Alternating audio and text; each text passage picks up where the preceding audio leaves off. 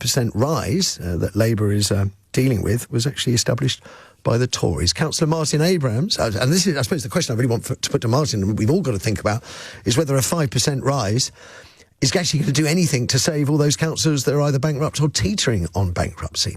Well, Martin Abrams is councillor for Lambeth and a member of Momentum National Coordinating Group. Joins me now. Morning, Martin. Good morning, Matthew. I can understand a lot of people are going to be quite perturbed by their council tax bills, but I'm very mindful of the fact that many of our councils have been starved of cash for central government for more than a decade. Well, undoubtedly, councils are in crisis up and down the country, Matthew, and I think that's after 14 years of Conservative governments where councils have basically been underfunded to the tune of billions every single year. But I'm particularly concerned over these plans because these are essentially rolled over plans from the Tory government. And, whilst we shouldn't be surprised, we should expect much better from a Labour government. And the real problem with this, Matthew, is that council tax is actually quite a regressive tax and falls disproportionately on many held-back regions in the UK. My perspective is that wealth taxes would be a much better route to redistributing income and wealth from what has become a deeply unequal society. And in Lambeth, we are dealing with, not just a housing crisis here, we are dealing with a housing emergency. We've got 4,500 people living in temporary accommodation. We've got over 45,000 people on the council housing waiting list. So councils are desperate for money. We're desperate for funds to be able to build new housing, to be able to fund things like council services, health and social care, and the bread and butter services that councils provide up and down the country every day. But I don't think these changes to council tax are going to cut it. I don't think they're going to cut it either.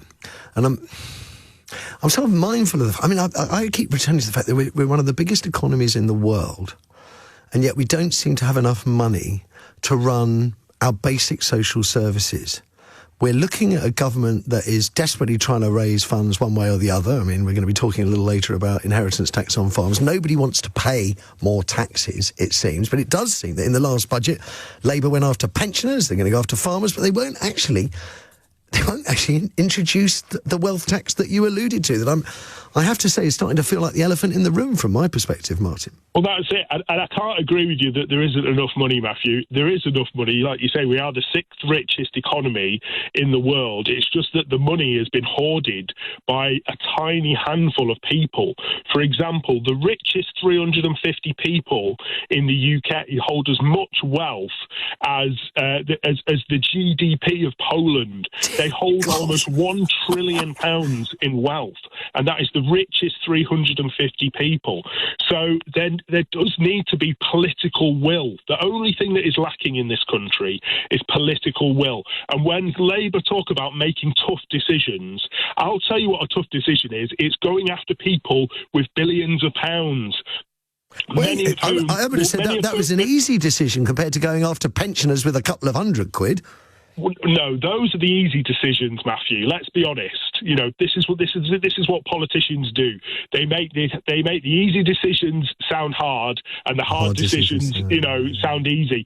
And they should be going after the wealthiest in society. And another thing that I'd like to say, council tax is actually a very regressive tax.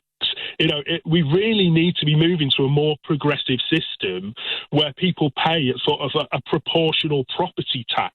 There's people in our borough here who live in small flats that are paying the same amount in council tax as people that live in £2 million houses.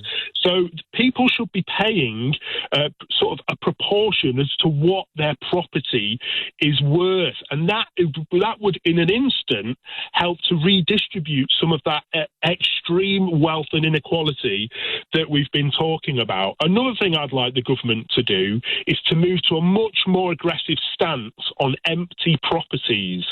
Councils and private private owners hold tens of thousands of empty properties in this country. And when we are living through a housing emergency like I've described, it is absolutely obscene that people are hoarding property and hoarding wealth whilst people are being forced into homelessness. Forced into homelessness.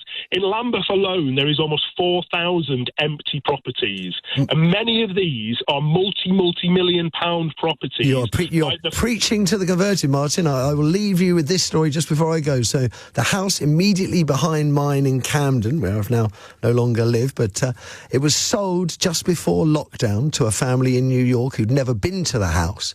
And they've still never been to the house. It's been unoccupied since, 2019, 2020. So four and a bit years. It's worth £8 million. And that can't be right, can it? I mean, Martin's right. We should, if you're hoarding housing stock, especially if you're living abroad, you should surely be paying a little bit more in tax to help the councils that are struggling to provide services to the people that actually live in the boroughs. Or is that just too socialist, I don't know? More of your thoughts to come on Ukraine, plus